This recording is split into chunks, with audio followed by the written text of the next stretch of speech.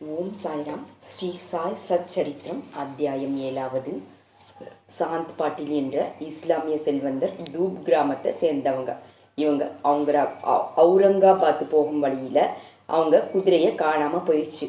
2 மாதங்களையும் எல்லா இடத்துலையும் தேடியும் கிடைக்கலையா. கடைசியிலே நிராசை அடைஞ்சு அவங்க அந்த சேனத்தை முதுகில் போட்டுட்டு அவுரங்காபாத் திரும்பினாங்க.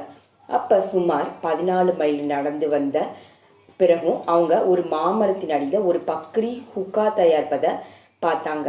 அவர் தலையிலேயே ஒரு தொப்பியும் தோளில் ஒரு அங்கியும் பக்கத்தில் ஒரு தடியும் இருந்தது. பக்கிரி தன்னை அழைத்ததும் சாந்தா பாட்டில் அவர் அருகில் போனாங்களாம். சேனத்தை பார்த்து பக்கிரி இந்த சேனம் எதற்கு என்று கேட்டாங்க. சாந்தா பாட்டில் வருத்தத்துடன், என்ன செய்வது, என்னுடைய குதிரை காணாமல் போயிடுச்சு, அதன் சேனம்தான் இதுன்னு சொன்னாங்க. பக்கிரி அவரிடம் அருகில் இருக்கும் கால்வாயின் அருகில் போய் தேடுன்னு சொன்னாங்களாம். அங்கு சென்று பார்த்த பிறகுதான் சாந்தா பாட்டிலுக்கு அங்கு புல்லு மேய்ந்து கொண்டிருக்கும் தம் குதிரையை பார்த்து ஆச்சரியம் அடைஞ்சாங்க. உடனே அந்த பக்கிரி சாதாரண மனிதன் இல்லை, மகான்னு உணர்ந்தாங்க. குதிரையுடன் அவர் பக்கிரியின் அருகில் வந்தபோது அவர் ஹூக்கா தயார் செய்து விட்டாங்க. அதன் 2 சாமான்கள் தேவையாக இருந்தது. ஒன்று பற்ற வைக்க நெருப்பு, மற்றது அதன் மேல் சுற்றும் துணியை நனைக்க தண்ணீர். பக்கிரி தம்முடைய சிம்டாவை பூமியில் குத்தி எடுத்தபோது நெருப்பு எழுந்தது. அதை ஹூக்காவில் வச்சாங்க. தம் கைத்தடியினால் பூமியில் தட்டியது போது அதிலிருந்து தண்ணீரும் வந்தது. அந்த தண்ணீரால் துணியை நனைச்சு ஹுக்காவின் மீது ஊற்றினாங்க. இப்படி தயாரித்த ஹுக்காவை முதலில் தான் பிடித்து பின் சாந்தா பாட்டிலுக்கும் கொடுத்தாங்க. அந்த அபூர்வ நிகழ்ச்சியை கண்ட சாந்தா பாட்டில் ரொம்பவும் ஆச்சரியம் அடைஞ்சாங்க. அவர் அந்த இளைஞன் தம் வீட்டிற்கு வருமாறு வேண்டிக் கொண்டாங்க. மறுநாள் சாந்தா பாட்டிலுடன் பக்கிரி சென்று சிறிது காலம் அங்கு தங்கினாங்க. பாட்டிலின் மைதுனன் மகன் விவாகத்திற்காக அவங்க சீரடி செல்ல வேண்டியிருந்தது. சாந்தா பாட்டில் சீரடி செல்வதற்கான ஏற்பாடுகளையும் செஞ்சாங்க. பக்கிரியும் பிள்ளை வீட்டாருடன் சீரடி போனாங்க. விவாகம் எந்த தடங்களும் இன்றி நடந்தேறியது. பிள்ளை வீட்டார் தூப் கிராமத்திற்கு திரும்பினாங்க. ஆனால் பக்கிரி சீரடியிலேயே தங்கிட்டாங்க. அந்த பக்கிரி வேற யாரும் இல்லைங்க, நம்ம சீரடி சாய்பாபா தான். அதன் பிறகு வாழ்நாள் முழுதும் அங்கேயே தான் இருந்தாங்க. அதுக்கப்புறம்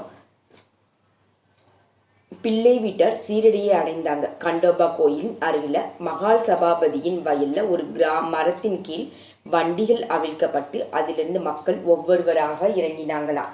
இளைஞனான பக்கிரி இறங்குவதை பார்த்து மகால் சபாபதி வா சாயி என அழைச்சாங்க.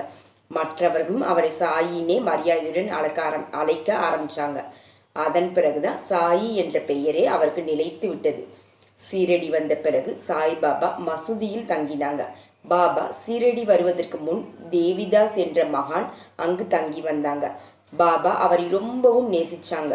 அவருடன் ஹனுமார் கோவிலும் சாவடியிலும் வசித்து வந்தாங்க. சிறிது சமயத்துக்கு பிறகு ஜானகிதாஸ் என்ற மகானும் சீரடியை வந்தடைஞ்சாங்க. ஜானகிதாசுடன் அளவுலாதிய பாபா அதிக நேரத்தை செலவிட்டாங்க. ஜானகிதாஸ் எப்பொழுதாவது பாபாவின் இடத்தை நாடி போவது வழக்கம்.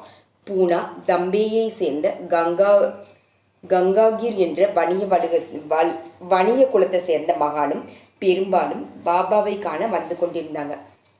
முதல் தடவை அவங்க பாபாவின் தோட்டத்தில் செடிக்கு தண்ணீர் இறைத்து கொண்டிருக்கிறத பார்த்து ஆச்சரியம் பட்டாங்க.